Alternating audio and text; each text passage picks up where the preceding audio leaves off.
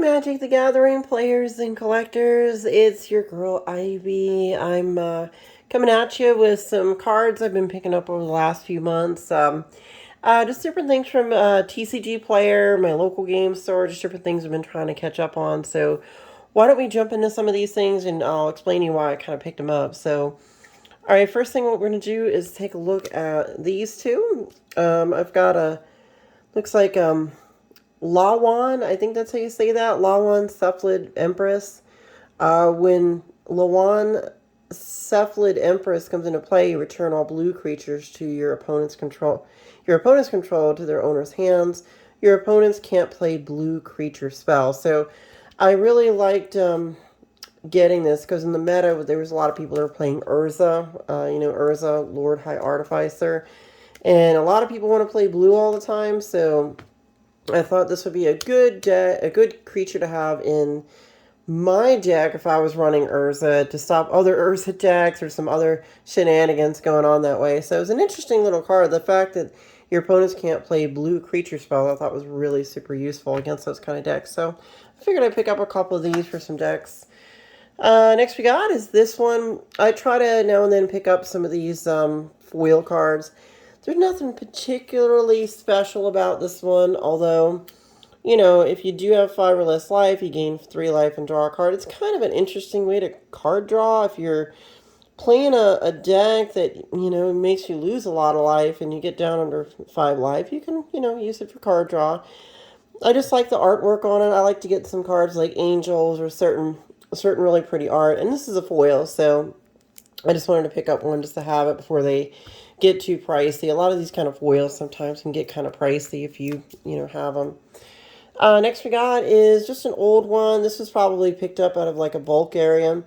It's just a original Portal set card, so it's in the legacy sort of genre of Magic from way back in the day.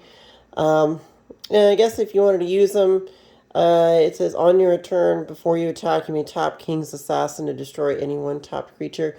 It's okay. I mean, not too bad. There's Royal Assassin and King's Assassin. I assume it's playing the same idea. So, in theory, in a commander deck, if you wanted to run something like this, you could run a Royal Assassin and a King's Assassin in the same deck because they have a different card type name. So that's pretty cool. Next we got is an old Legacy card. Again, I probably picked this up for maybe less than $1, but it says walls can attack as though they were not walls. So that's kind of neat. Some commander card usage here. We've got Chromatic Lantern. Lands you control have tap, add 1 mana of any color, and of course you can tap to add 1 mana of any color. So super great card for a commander deck. Gotta have that one. This one was around the time what was it? Crimson Vow had just come out. I picked up a Chandra Dress to Kill extended art foil.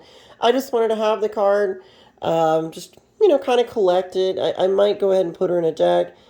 If you're a +1, you can add 1 red mana. Chandra Dress to Kill deals 1 damage to a target player or planeswalker. So it's kind of cool. I could see some manipulation going on there, and you get some mana. Kind of neat. I just wanted to have the art for the card and just kind of collect it as see where it goes. Now these ones, Shielded by Faith, I picked these up because this is really a good little support card in a lot of commander decks. Because first of all, it gives your creature indestructible. And whenever a creature enters the battlefield, you may attach Shielded by Faith to that creature. So if you got a different creature that you want to be indestructible, or maybe your commander or anything, you can just move this around as you please. So I really like this card. I have used it in a deck before, so definitely it was really a good pickup to get a few of those. They weren't that expensive. I think a few bucks or a couple dollars each, so it was worth it to have them. Here's a card from one of the From the Vault sets from a long time ago. Momar Vig, Simic Visionary. Whenever you cast a green creature spell, you may search your library for a creature card and reveal it. If you do, shuffle your library and put that card on top of it. So it has like its own sort of tutor built on top of it. So I thought this was a really neat little add to some a deck that I'm trying to build. So whenever you cast a blue creature spell, reveal the top card of your library. If it is a creature card, put that card in your hand. So it gives you not only card draw, but it also allows you to tutor for stuff. It does cost 5. I mean, that's not exactly low to the ground, but I think it's a really good sort of support card for a different, a whole different kind of deck. So probably going to use it in a commander deck. I didn't actually own this guy, so I figured I would go and add him to maybe a deck that I have. It's Godsire. You can tap him, and you create an 8/8 beast creature token into play that's red, green, and white.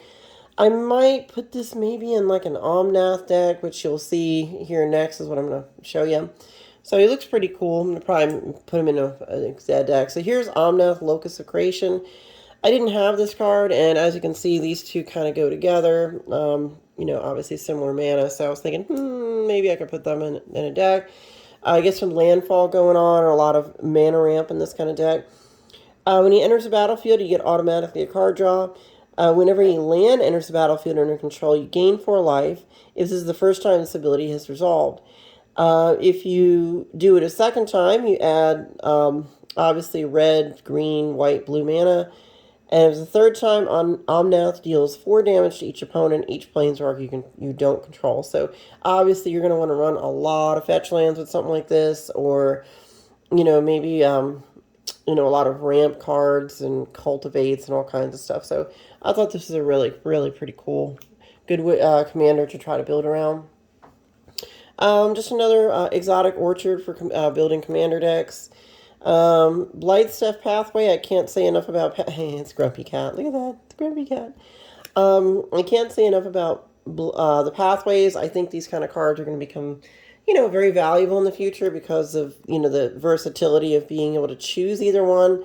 I think that's kind of neat. It is just it is a non-basic land, but the fact that you can choose the each one, I think that's really helpful for a lot of decks. Thespian Sage, I really like this card because obviously you can make it become a copy of any target land, except it has this ability. So you can, if you need, let's say you have out a Scorched Ruins that you can tap for 4 mana, you can just copy that Scorched Ruins with this card, and even if that card comes in tapped or anything like that, this is untapped, so you can just tap it and get the same ability as a land that comes into play tapped. So I thought that was kind of cool. By all means, I want to go ahead and probably get as many of those as I can eventually get to. We've got an Unclaimed Territory here, another exotic orchard. I like Unclaimed because if you're doing any tribal decks, this is great. Cast a creature spell, the chosen type, any color mana, so it's always a great deck on any tribal commander decks. Next we got is going to be Champion of the Perished. I was thinking about throwing this in my zombie deck, but I think I have a better version of it now. I have the promo version, so yeah, it's a pretty good card. I'll just set it aside. It is a foil version, so I'm pretty sure this was a cheap card to pick up.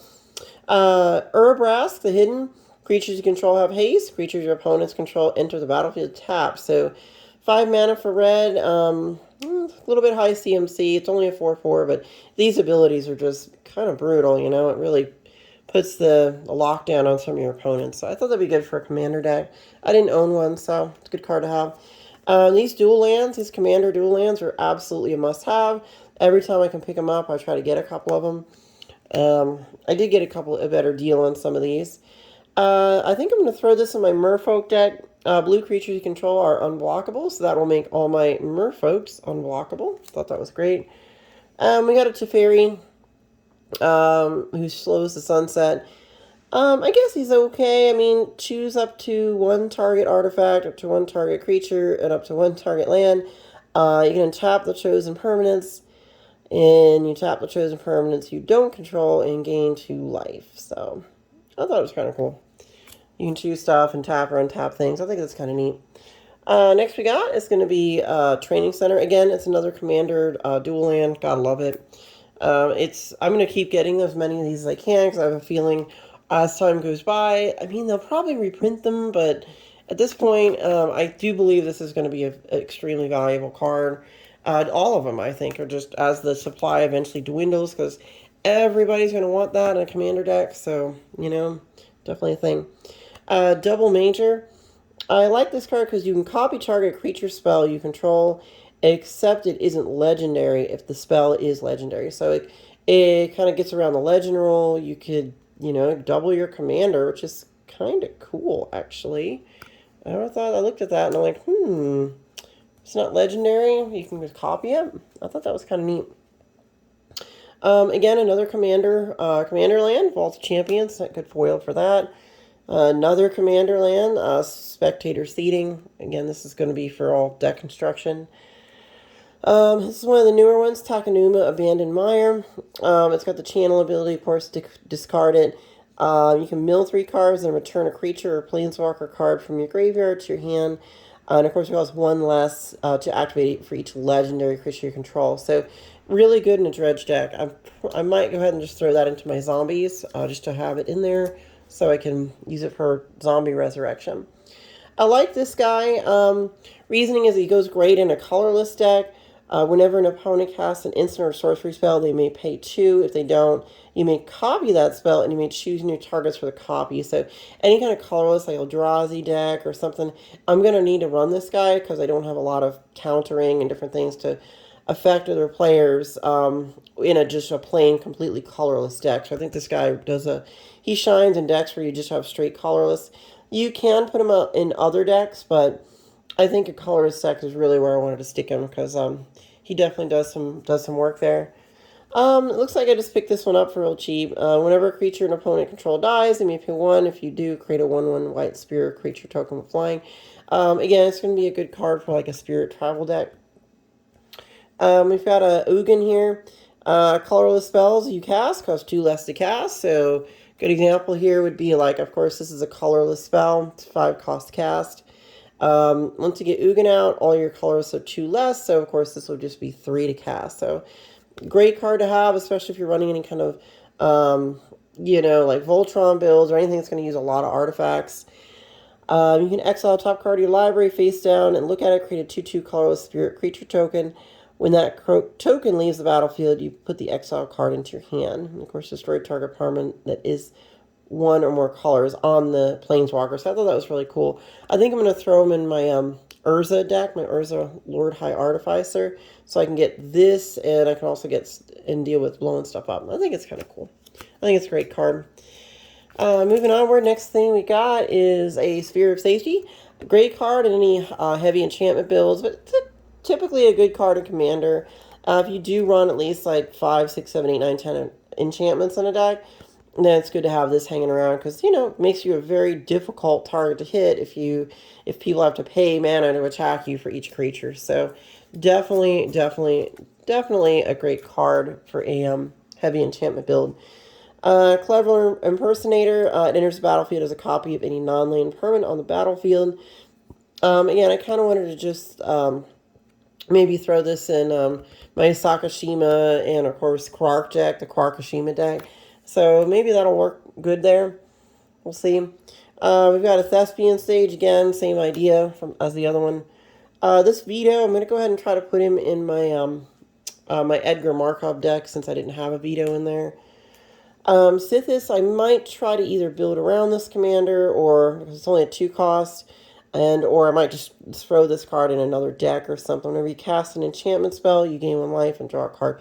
So I might throw this in my Siona deck because it has the right colors. Starfield Mystic, enchantment spells you cost 1 less to cast. Whenever an enchantment you control is put in a graveyard from battlefield, put a +1/+1 counter on the Mystic. The enchantment buff is usually good. It only costs 2 to get them out, so 2 CMC is great. Now we got some old stuff here. These are probably pickups I got from TCG Player. This is an unlimited Black Vice. Again, these are just for sort of investment and collection purposes and just holding on to them. So Black Vice, if an opponent has more than 4 cards in hand during upkeep, Black Vice deals 1 damage to that opponent for each card in excess of 4. So I don't know that it's going to see a lot of pay. It's only a 1 cost, so it's kind of a cheap little artifact to throw out there and, ding people for damage sometimes. So kind of cool. Next we got is a mana short. Again, this is an unlimited mana short. All opponents' lands are tapped and opponent's mana pool is emptied. Opponent takes no damage from unspent mana. So there we go. Next we got is I believe this is a beta. It's a beta invisibility. The one complaint I had about this seller was that Was this the one? No, this is one of the better ones. Okay, never mind. This is actually one of the better ones. This one actually was graded correctly. I just wanted to have it to, a lot of these kind of cards are starting to go up in value, so it was good to have one in the collection. I also am a big fan of Earthbind. This is a beta Earthbind, and just the artwork, it's really iconic and very. I don't think Wizards would be willing to print something like this anymore. I mean, obviously she's in bondage, and I just don't think Wizards would go for this anymore nowadays. But I think it's a great card just for the nostalgia aspect. It doesn't do a whole lot, but just for the quality of the art, and of course the black bordered beta is really neat to see. It's an old one. This is the card I think I had problems with. So the seller, what happened, I bought it off a TCG player, and then first thing they do is they send me this.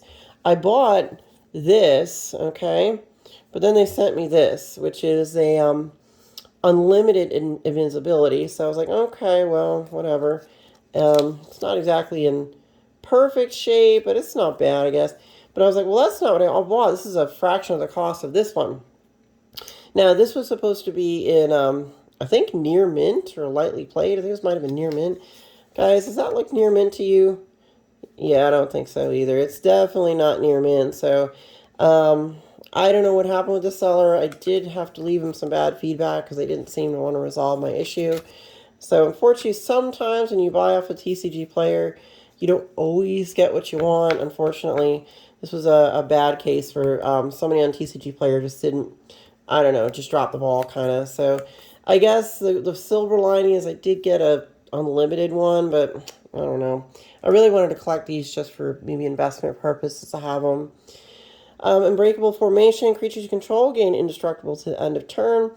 And of course, if you cast a spell during your main phase, put a +1/+1 counter on each of those creatures, and they gain vigilance until end of turn. So, pretty useful. Got some old stuff here. Again, this is just adding to the collection of old stuff, because a lot of these things are starting to go up in value. It's good to have them. So, you got some Scarwood Bandits.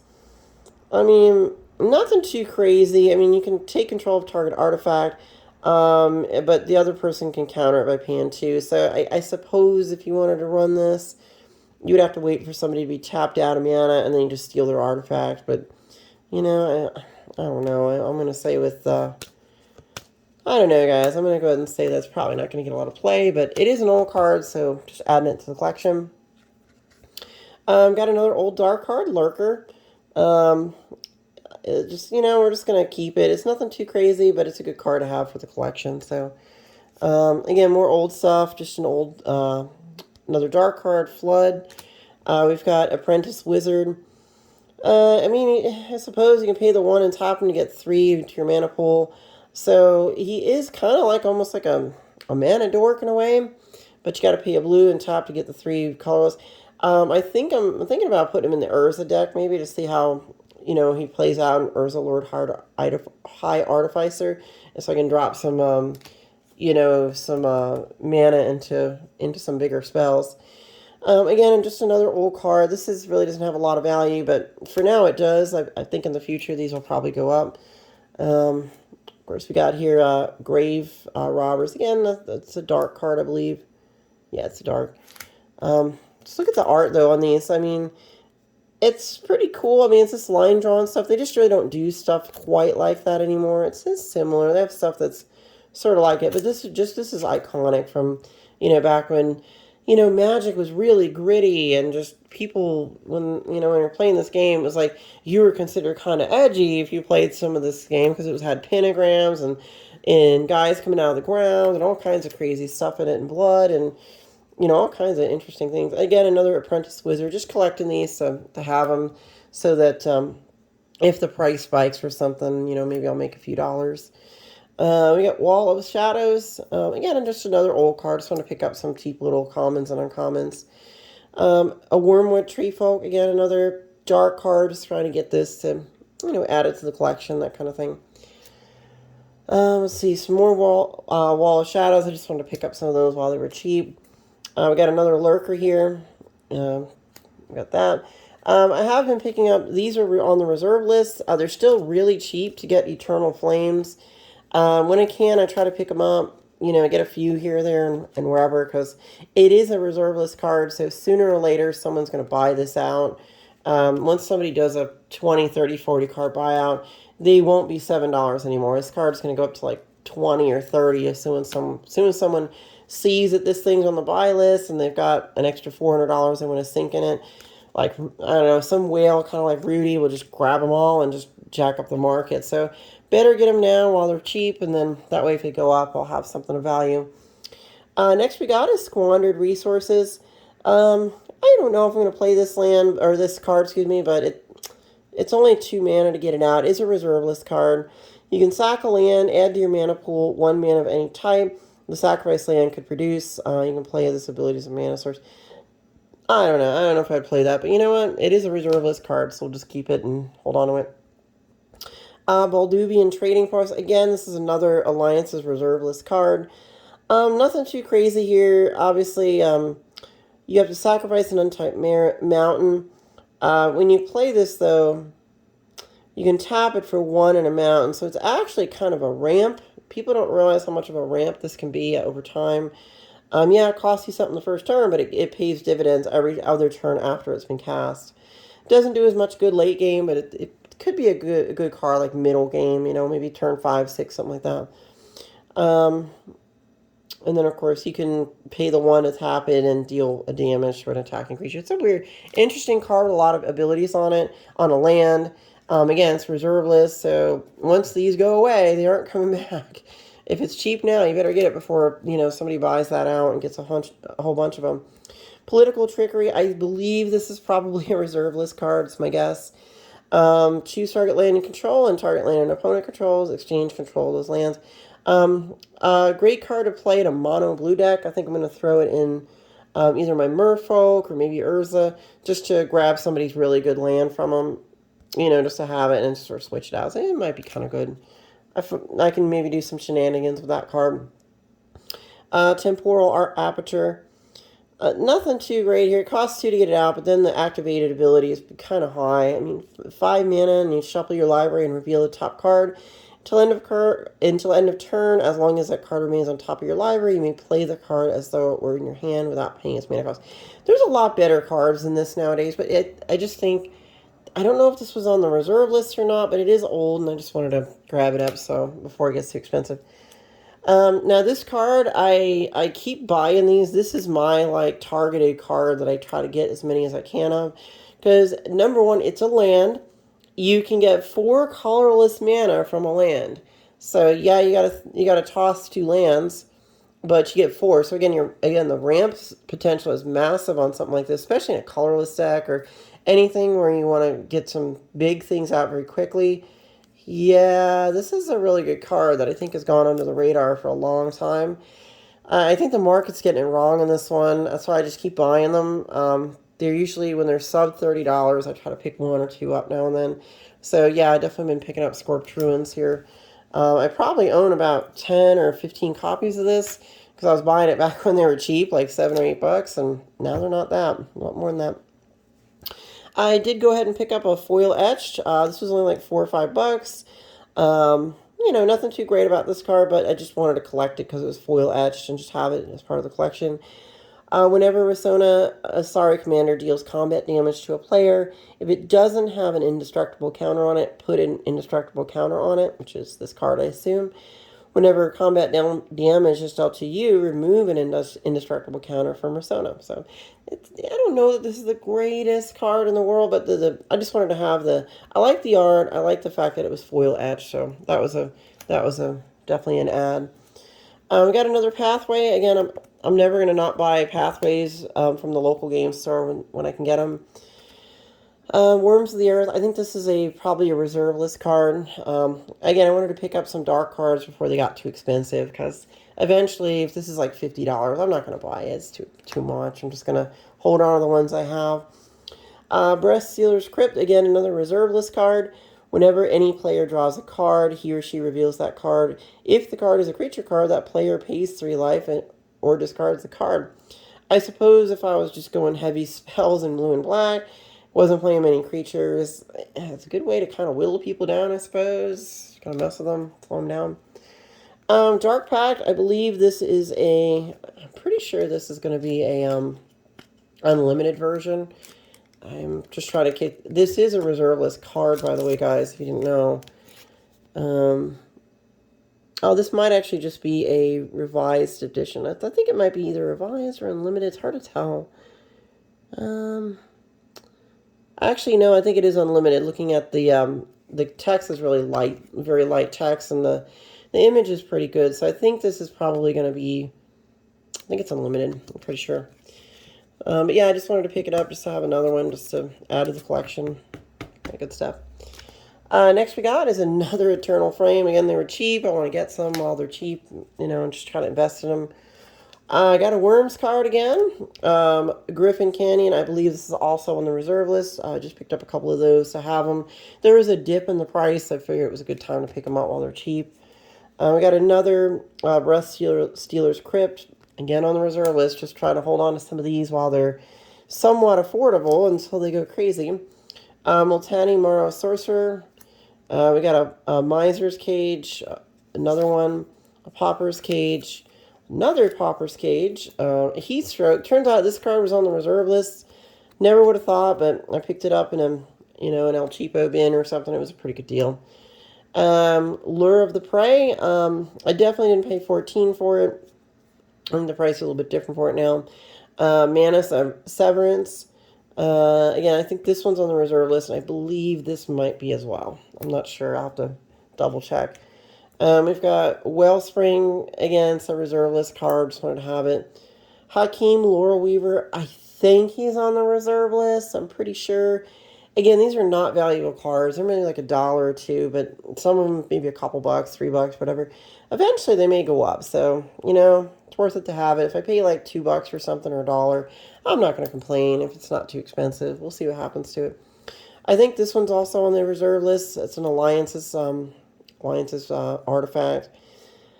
You can put any card from your hand face down under the scepter. You may look at that card at any time. Remove any card under the scepter to your hand. It's, whatever. It's okay, I guess. Next we got is Thawing Glaciers. This card, I actually got 2 of them there. Again, on the reserve list, comes into play tap. You pay 1, you tap. You can use it to go tutor for a land. Search your library for a basic land and put it into play tap. This does not count towards your 1 land per turn limit. So it's kind of like having a fetch land. You do have to pay for it, 1, but, you know, you can only get basics, but still, I mean, just having a land that allows you to go get more lands, especially in a landfall type deck, something like this can have a lot of uses when you can go and use it for a landfall effect. So I thought that was great. And last but not least, we got Frankenstein's Monster. I was lucky enough to get one for cheap before that somebody did a buyout on this thing. Originally, I think you could get them for like, I don't want to say like maybe 20 bucks. I don't know, maybe 15, 20 bucks. Well, he's up to 50 or 60 now because people did a buyout. They just went and grabbed them all. And, okay, well, I'm not going to be buying Frankenstein's Monster anymore. But it was good to have one. I think I might have one other one. But I just wanted to get one before they got crazy, which was smart because they doubled in value like shortly after buying that. Guys, thanks for sitting with me here through some of these, you know, cards and things that I'm working on. And I'm still working on some cool decks. I'm going to post some things here pretty soon. Like, I am going to go ahead and build out this deck. I have an older Omnath deck that's not quite as good, so I'm going to go ahead and rebuild it around this commander. We're going to drop in some fetch lands, all kinds of cool stuff, and get those landfall triggers to go off. So I think you want to probably put Ren and 6 in this kind of deck. So I only have 1 copy of Ren and 6, so I don't know that I want to pay the money for it, but you never know. Guys, thanks for liking and subscribing to my channel. Please smash that you know, subscribe button for me. And feel free to drop me some comments. Do you like my cards? Do you think I did a good job buying these? Was it smart to invest in some of these reserve list cards? I want to hear from you guys. I don't have a lot of subscribers yet. I'm hoping to try to get some more. So, you know, if you have friends that are into Magic and would like to, you know, look at my channel and see what I'm doing, by all means, get them to visit my channel and, you know, just subscribe. And I'll be glad to go ahead and keep making more videos and cool stuff. So, until next time, guys, the Night Phoenix will fade away into the moon.